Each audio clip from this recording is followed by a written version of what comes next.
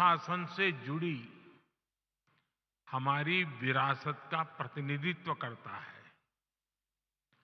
आप सब जानते हैं कि पुट्टपर्ती में श्री सत्य साईं बाबा की जन्मस्थली है। ये महान स्वतंत्रता सेनानी पद्मश्री श्री कल्लुल सुब्बाराव की भूमि है। प्रसिद्ध पपेट्री आर्टिस्ट दलाभाई चलापति राव को इस क्षेत्र में ने नई पहचान दी है। इस धरती से विजयनगर के गौरवशाली राजवंश के सुशासन की प्रेरणा मिलती है। ऐसी प्रेरणादायी जगह पर नैसीन का यह नया कैंपस बना है। मुझे विश्वास है ये कैंपस गुड गवर्नेंस के नए आयाम गढ़ेगा, देश में ट्रेड और इंडस्ट्री को नई गति देगा। साथियों, आज तिरुवल्लुवर दिवस भी है। संत तिरुवल्लुवर ने कहा था, उरु पोरुलम उल्गु पोरुलम तनवोन्नार तिरुपोलम वेंदन पोळु, यानी राजस्व के रूप में प्राप्त राजकीय कर और शत्रु से जीते हुए धन पर राजा का ही अधिकार होता है। अब लोकतंत्र में राजा तो होते नहीं, राजा तो प्रजा होती है और सरकार प्रजा की सेवा का काम करती है। इसलिए सरकार को पर्याप्त राजस्व मिलता रहे, उसमें आपकी बहुत बड़ी भूमिका है। साथियों, यहां आने से पहले मुझे पवित्र लेपाक्षी में वीरभद्र मंदिर जाने का सौभाग्य मिला है। मंदिर में मुझे रंगनाथा रामायण सुनने का अवसर मिला। मैंने वहां भक्तों के साथ भजन कीर्तन में भी हिस्सा लिया।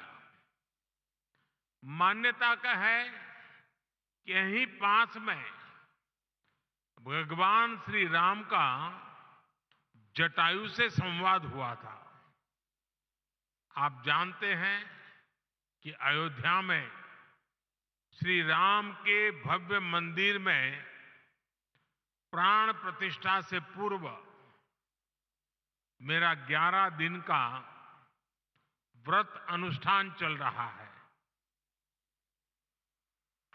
ऐसी पुण्य अवधि में यहां ईश्वर से साक्षात आशीर्वाद पाकर मैं धन्य हो गया। आजकल तो पूरा देश राममय है, राम जी की भक्ति में सराबोर है। लेकिन साथियों, प्रभु श्री राम का जीवन विस्तार, उनकी प्रेरणा, आस्था भक्ति के दायरे से कहीं ज्यादा है। प्रभु राम गवर्नेंस के, समाज जीवन में सुशासन के ऐसे प्रतीक हैं जो आपके संस्थान के लिए भी बहुत बड़ी प्रेरणा बन सकते हैं। साथियों, महात्मा गांधी कहते थे कि राम राज्य का विचार ही सच्चे लोकतंत्र का विचार है। गांधी जी ने ऐसा कहने के पीछे वर्षों का उनका अध्ययन था, उनका दर्शन था। राम राज्य यानी एक ऐसा लोकतंत्र जहां हर नागरिक की आवाज सुनी जाती थी और उसे उचित सम्मान मिलता था। राम राज्य वासियों से कहा गया है, जो राम राज्य के निवासी थे, वहां के नागरिक थे, उनके लिए कहा गया है, राम राज्य वासित्वम प्रोच्छस्वते शिरम न्यायार्थम युद्धस्व सर्वेषु समम चर परिपालय दुर्बलम विद्धि धर्मवरम प्रोच्चयस्वते शिरम राम राज्यवासीत्वम। अर्थात राम राज्यवासियों, अपना मस्तक ऊंचा रखो, न्याय के लिए लड़ो, सबको समान मानो, कमजोर की रक्षा करो, धर्म को सबसे ऊंचा जानो, अपना मस्तक ऊंचा रखो, तुम राम राज्य के वासी हो। राम राज्य सुशासन के इन्हीं 4 स्तंभों पर खड़ा था, जहां सम्मान से, बिना भय के हर कोई सिर ऊंचा करके चल सके, जहां हर नागरिक के साथ समान व्यवहार हो, जहां कमजोर की सुरक्षा हो और जहां धर्म यानी कर्तव्य सर्वोपरि हो। आज 21वीं सदी के आपके आधुनिक संस्थान के 4 सबसे बड़े ध्येय यही तो है। एक, एडमिनिस्ट्रेटर के रूप में रूल्स और रेगुलेशंस को लागू करने वाली इकाई के रूप में आपको इस बात को हमेशा याद रखना है। साथियों, नैसिन का रोल देश को एक आधुनिक इकोसिस्टम देने का है। एक ऐसा इकोसिस्टम जो देश में व्यापार कारोबार को आसान बना सके, जो भारत को ग्लोबल ट्रेड का अहम पार्टनर बनाने के लिए और फ्रेंडली माहौल बना सके, जो टैक्स, कस्टम्स, नारकोटिक जैसे विषयों के माध्यम से देश में ईज ऑफ डूइंग बिजनेस को प्रमोट करे और जो गलत प्रैक्टिसेस से सख्ती से निपटे। थोड़ी देर पहले मैं कुछ नौजवान युवा ट्रेनी अफसरों से भी मिला हूं। ये अमृत काल को नेतृत्व देने वाली कर्म योगियों की अमृत पीढ़ी है। आप सभी को सरकार ने अनेक शक्तियां भी दी है। इस शक्ति का उपयोग आपके विवेक पर निर्भर करता है और इसमें भी आपको प्रेरणा प्रभु श्री राम के जीवन से मिलेगी। एक प्रसंग में भगवान राम लक्ष्मण से कहते हैं, नेयम मम मही सौम्य दुर्लभा सागरांबरा नहीं क्षयेयम धर्मेण शक्रत्वमपि लक्ष्मण। यानी मैं चाहूं तो सागर से घिरी ये धरती भी मेरे लिए दुर्लभ नहीं है, लेकिन अधर्म के रास्ते पर चलते हुए अगर मुझे इंद्रप्रस्थ भी मिले तो मैं स्वीकार नहीं करूंगा। हम तो अक्सर देखते हैं कि छोटे छोटे लालच में ही कई बार लोग अपने कर्तव्य, अपनी शपथ को भूल जाते हैं। इसलिए आप सभी अपने कार्यकाल में प्रभु राम की कही ये बात अवश्य याद रखिए। साथियों, आपका सीधा सरोकार टैक्स व्यवस्था से है। राम राज्य में टैक्स कैसे लिया जाता था, इस पर गोस्वामी तुलसीदास जी ने जो कहा है वो बहुत प्रासंगिक है। गोस्वामी जी तुलसीदास जी कह रहे हैं, बरसत हर्षत लोग सब, करसत लखै न कोई, तुलसी प्रजा सुभागते, भूप भानु सो होई।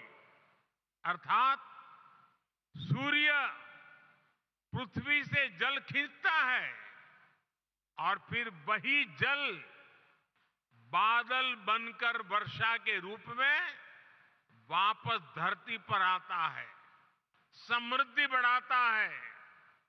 हमारी टैक्स व्यवस्था भी वैसी ही होनी चाहिए। हमारा प्रयास होना चाहिए कि जनता से लिए टैक्स की पाई पाई जन कल्याण में लगे और वो समृद्धि को प्रोत्साहित करे। आप अध्ययन करेंगे तो इसी प्रेरणा से हमने बीते 10 वर्षों में टैक्स सिस्टम में बहुत बड़े रिफॉर्म किए। पहले देश में भांति भांति की टैक्स व्यवस्थाएं थी जो सामान्य नागरिक को जल्दी समझ में नहीं आती थी।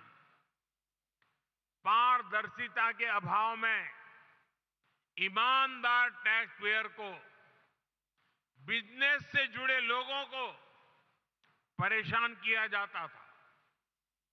हमने जीएसटी के रूप में देश को एक आधुनिक व्यवस्था दी। सरकार ने इनकम टैक्स सिस्टम को भी आसान बनाया। हमने देश में फेसलेस टैक्स असेसमेंट सिस्टम शुरू किया। इन सारे रिफॉर्म्स के कारण आज देश में रिकॉर्ड टैक्स कलेक्शन हो रहा है। और जब सरकार का टैक्स कलेक्शन बढ़ा है तो सरकार जनता का पैसा विभिन्न योजनाओं के जरिए जनता को लौटा भी रहा है। 2014 में सिर्फ 2 लाख रुपए तक ही 2 लाख तक की इनकम पर ही टैक्स छूट थी। हमने 2 लाख से बढ़कर के सीमा 7 लाख रुपए तक पहुंचा दी। 2014 के बाद से हमारी सरकार ने टैक्स में जो छूट दी है, जो रिफॉर्म किए हैं, उससे देशवासियों को करीब करीब 2.5 लाख करोड़ रुपए टैक्स की बचत हुई है। सरकार ने नागरिक कल्याण की बड़ी योजनाएं बनाई हैं। आधुनिक इंफ्रास्ट्रक्चर पर रिकॉर्ड निवेश कर रही है। और आप देखिए, आज जब देश का टैक्स पेयर ये देख रहा है कि उसके पैसे का सही इस्तेमाल हो रहा है, वो भी आगे बढ़कर टैक्स देने को तैयार हुआ है। इसलिए बीते वर्षों में टैक्स देने वालों की संख्या लगातार बढ़ रही है। यानी हमने जो कुछ जनता से लिया वो जनता के चरणों में ही समर्पित कर दिया। यही तो सुशासन है, यही तो राम राज्य का संदेश है। साथियों, कि संसाधनों का ऑप्टिमम यूटिलाइजेशन कैसे हो। अतीत में हमारे यहां प्रोजेक्ट्स को अटकाने, लटकाने और भटकाने की एक प्रवृत्ति रही है। इसके कारण देश का बहुत बड़ा नुकसान होता है। ऐसी प्रवृत्ति के प्रति सावधान करते हुए भगवान राम भरत से कहते हैं, और वो बड़ा इंटरेस्टिंग बातचीत है भरत और राम के बीच की। राम भरत से कहते हैं, कच्चिदर्थम